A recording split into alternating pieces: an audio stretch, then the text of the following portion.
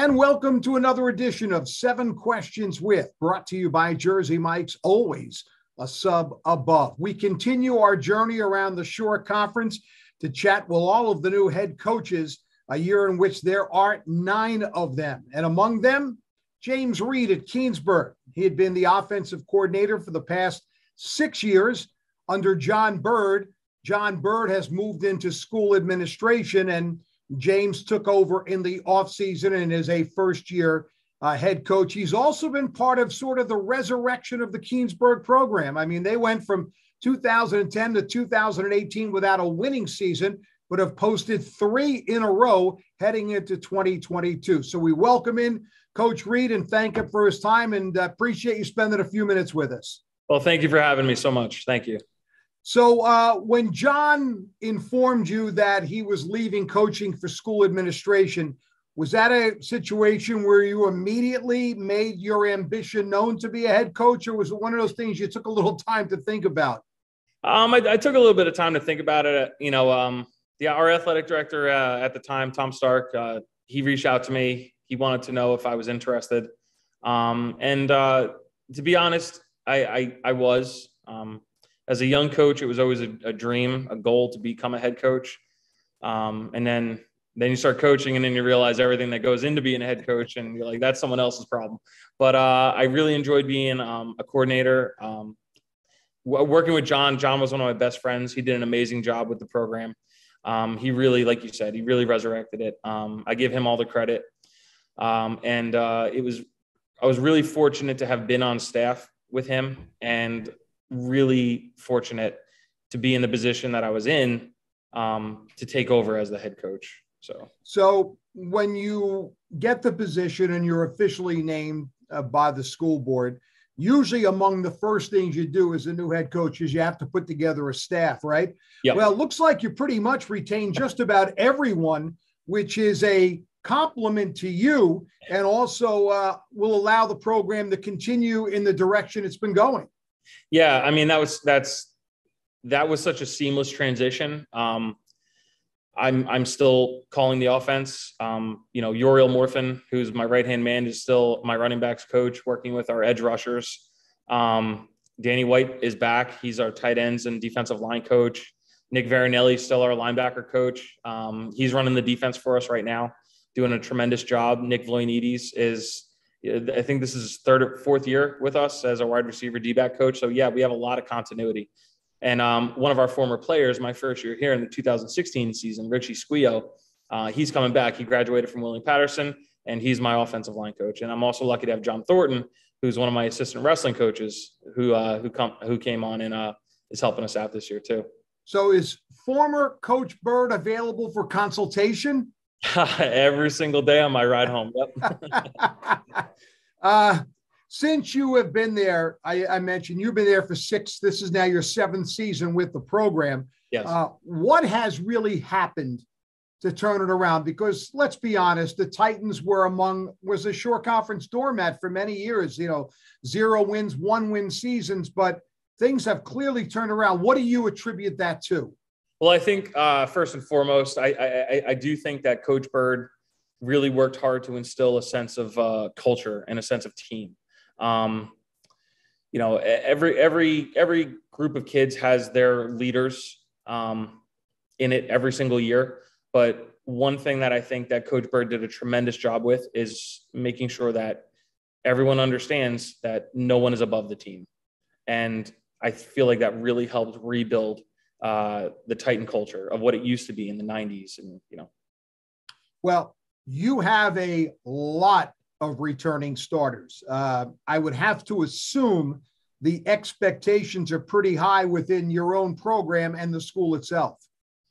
Yeah. I mean, when you return that many kids that have that much varsity experience, you do expect something positive to happen. Obviously throughout the season, being a Group 1 school, you're an injury away from a 9-1 season to a 1-9 season. But we do return a lot. We have a lot of experience at all the positions.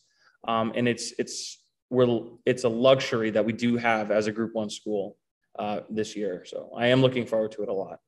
Unfortunately, one young man you don't have back is your quarterback, Mikel Braithwaite, who last year was a second-team All-Shore Sports Network selection, threw 8 touchdown passes, ran for over 900 yards and 11 scores. So who has the honor of replacing him, and will you need to change the offense a little bit because of the change in quarterback? So I will say, I want to start this by saying that that Mikel Miz is he has a special place in my heart. He's one of the hardest working kids I've ever coached my entire life, and he really took that team on his shoulders for 3 straight years, and he carried us, and we owe a lot of our success to him. So good luck to him and everything that he does in the future. But moving forward, we are in a situation where we have 2 very viable options at quarterback, and both of them present similar but very different abilities. We have one that can run the ball. We have one that can throw the ball, but they can both do the opposite as well. So like I said, we're in a very good situation. You'll probably see both of them on the field at the same time. Who knows? You got 2 quarterbacks back there. You never know who's going to get the ball. So sounds like fans better keep their eyes open there for the Titans. What do you need? And I say you and your staff, what do you guys need to do to maintain a consistent winning program and one that can compete successfully with the teams in your division? I think it just comes down to focus, as a coaching staff, and having the kids focus and recenter every single week that this game coming up is the most important game of the season, and we need to win that game. By doing that and not looking forward into the season, not projecting, I think that's the most important thing that we need to do as a staff. And also, to really harp on the fundamentals. I mean, football is won and lost. It's a game of inches, and the fundamentals will win you those inches. I truly believe that. Now, you haven't played a game yet, but in the time that you have been prepping and with preseason practice, what have you personally noticed for you is the big difference between being an assistant coach or a coordinator and being the head coach? It's all the stuff that has nothing to do with the on the field stuff. So I'm the head wrestling coach, but there's a lot more that goes into being the head football coach than the head wrestling coach. So I will say there's a lot of stuff that doesn't deal with football that makes being the head football coach a lot different. So, including doing things like this. Yeah. You have to deal with the media. You have parents, you have administrators. Yep. As the assistant coach, you don't worry about any of that stuff. Yeah. So it's, and also just making sure the kids are doing the right things in school too, just staying on top of grades. So last thing for you, you open up at Jackson Liberty on Thursday, September 1st. It's the first time you will face them. I went back and looked at the history. You 2 teams have never played. It's also your first game. But with the lack of knowledge of them, and I guess you could say the same they have with you, there's a little bit of an unknown here, even though with scouting and all that stuff.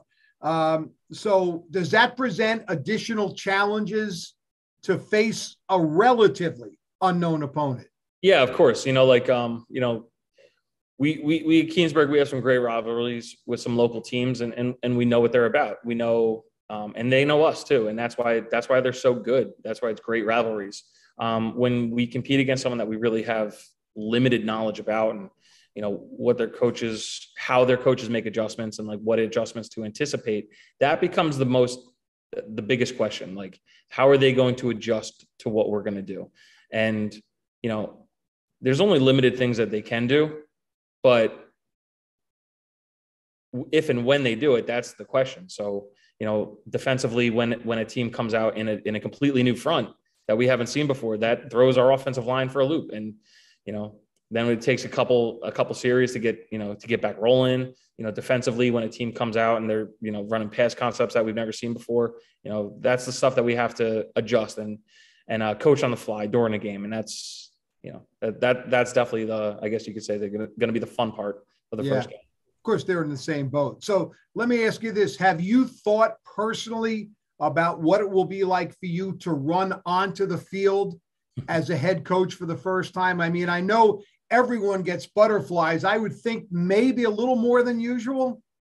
I mean, I haven't actually thought about that yet, but, Yes, definitely. I'm sure I'm going to be nervous. Just like it was like your first game as a varsity football player, first time you're driving a car, you're going to be nervous. But then, you ease into it, and you remember you've done it 100 times. Well, it has been really one of the better stories around the shore that the Berg has come back into relevance and played competitive football. And I don't see any reason why it won't continue under your direction. Coach Reid, thank you very much for your time. All the best this season. And let's see if we can get that fourth consecutive winning season. Sounds good. Thank you very much for having me. That's James Reid, the new head coach at Keansburg. And you've been watching another edition of 7 Questions With, brought to you by Jersey Mike's. Of course, keep it here as we continue our roll around the shore, and keep it here all football season long for the Shore Sports Network, your home for great Shore Conference football coverage. I'm Kevin Williams. Talk to you soon.